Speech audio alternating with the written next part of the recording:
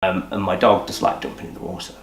So she jumped into the water at the embankment on the Trent, swam around. She took water on board because she just did when she swam. And then the next day she was really poorly, and that illness went on, progressed. She went to the vets, and it turned out she had liver failure caused by leptospirosis from the water. She had overnight care, sort of on a drip basically, and she passed away a couple of days later. But that was directly caused by the river, and taking on that water from the river, from the pollution in the Trent.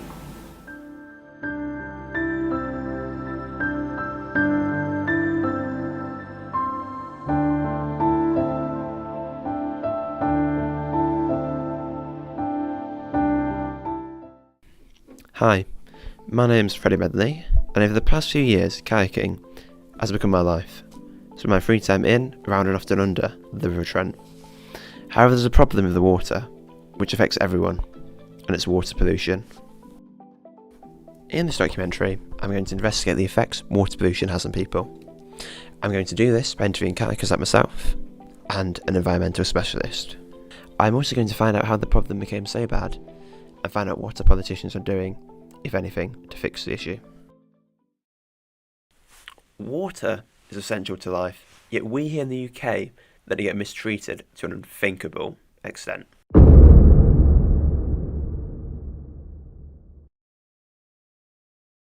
generally get ill a couple of times a year from the Trent, from kayaking. So I go down to kayaking probably once a week or once a fortnight, more so in the summer when apparently the water's better. But that's not the case in my experience. I seem to get more ill in the summer, but that's probably maybe because I'm doing it more. But I've had parasite in my eye, which ate part of my cornea. I've had sickness, endless sickness bugs, where I've actually missed out on events that I paid for. So the Euro Open last year, I competed on the Saturday, and then the Sunday's more like a fun day, and I missed out on the fun day because I was poorly from the Saturday. I used to think I was quite immune to it, but it's got worse, I think. And it's like, I've been kayaking 10 years, and I've never been as ill as I have in the last two from kayaking. So it's definitely got worse over the last 2 years than it has in the previous 7 or 8. Crying over you from this moment on, I'll be crying.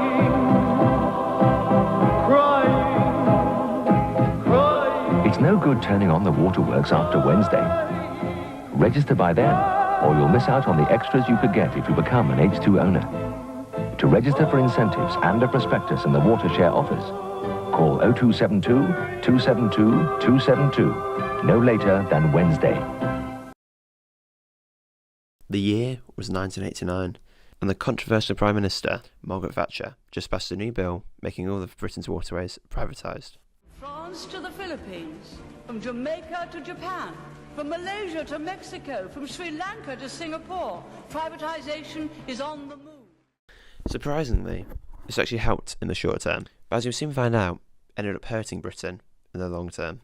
Before privatisation, Britain was known as the dirty man of Europe due to the poor quality of our water.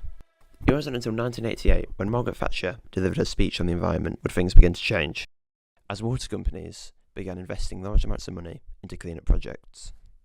However, this wouldn't last forever, as the water companies were overlooking a massive issue. A large majority of the pipes that are in use today date back to the Victorian era, and so were designed for a population of 37 million, and not the 67.9 million people who live in the UK now. Due to this issue, any excess waste from our sewers is forced to be pumped into our rivers and seas. However, when there's a storm, or anything that could cause a flood, the water companies are forced to release even more sewage into our rivers and seas, as the ancient waterways are not designed for this large influx of water. Although the ancient sewage pipes are a very big reason as to why our waterways are so disgusting, they are not the only reason.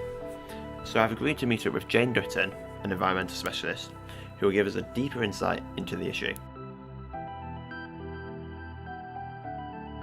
There are so many effects of water pollution both on people and on the environment. With people, there's a huge number of waterborne diseases.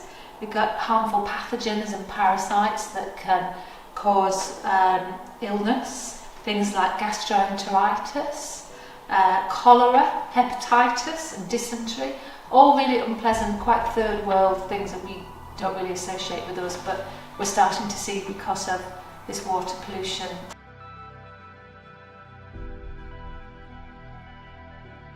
I think certainly making our systems more viable, we need to invest in the infrastructure so that we can cope when there's rain. We know rain happens, we know climate change is a thing and it's only going to get more, so we need to put in a lot of money into the infrastructure so that we can cope when it rains. Perhaps to have a separate sewage system and an outlet flow so that those two things are very different, and we have to start treating our rivers with respect.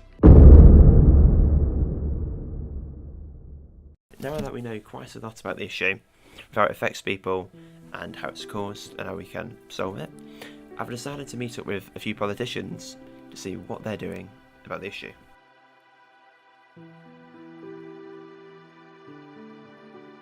Really important. It's something that residents raise with me all the time. I meet regularly with people like Severn Trent, who obviously do our water and waste stuff in the region, a lot recently in Mansfield because we've had this big project around drainage and they've spent a lot of time with us in Mansfield trying to tackle flooding in particular. So yeah, it has been an important issue and one that we've tried, I think, to tackle in government over the last couple of years. Water pollution is so important to me, and I think it should be so important to all of us because it's the thing that keeps us alive. It's the most crucial resource we have in this world, and I think it's so important that we keep it clean and also keep it available to everyone. I don't believe privatisation is the reason. As I said, it's been happening for 100 years, long before the water companies were privatised. I think it's more acutely visible now, and it's also a bigger problem because we've got a more industrialised society, we've got more people, we've got more waste, and all of that has to go somewhere. So what I think is that over a period of 20, 30 years, probably policy and public interest and investment hasn't kept up with the pace of the change in the problem or the increase in the problem. And that's a huge challenge we now need to fix, but you are talking tens of billions of pounds to fix, so it's not something that's going to be done overnight. Yes, privatisation is responsible for the majority of the problems that we face today, unfortunately. These are public services. They should be controlled by the public, by democratically elected representatives. They should not be run for profit. It makes no sense to me that water, the most valuable resource in the world, is managed in a way that makes money for shareholders.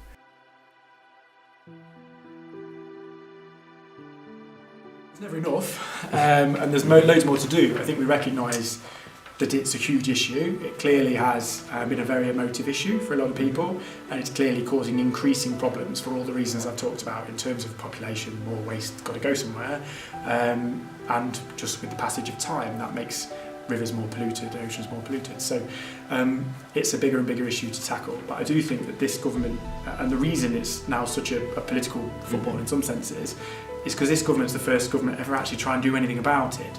Going back, as I say, only 3 years now since we started to measure it. We spent many hundreds of millions of pounds putting all the infrastructure in to measure sewage discharge, to start to track that, start to hold companies accountable for it.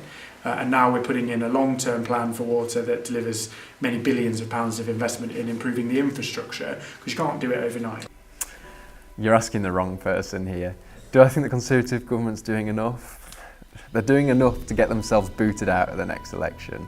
They have absolutely failed our communities. I remember when David Cameron and Nick Clegg came into office in 2010. I remember George Osborne, the Chancellor, then standing outside 10 Downing Street proudly announcing that he was going to cut hundreds of billions of pounds worth of funding from our communities. And now over the last 14 years, through all of those prime ministers that we've had, the chaos of Brexit, Theresa May, Boris Johnson, Liz Truss and now Rishi Sunak, we have seen a chaotic approach to public service. We've seen people putting their own personal careers ahead of our communities, and that's awful. And the best thing we can do is go to the ballot box whenever that general election comes and get them out. I think they have destroyed our communities. I don't think that they are necessarily bad or evil people, but the management style and the solutions that they're proposing are dangerous. Although a lot is being done to do with this issue, it doesn't mean we should relax, as if we don't all agree to make a change, we could easily become the dirty man of Europe once again.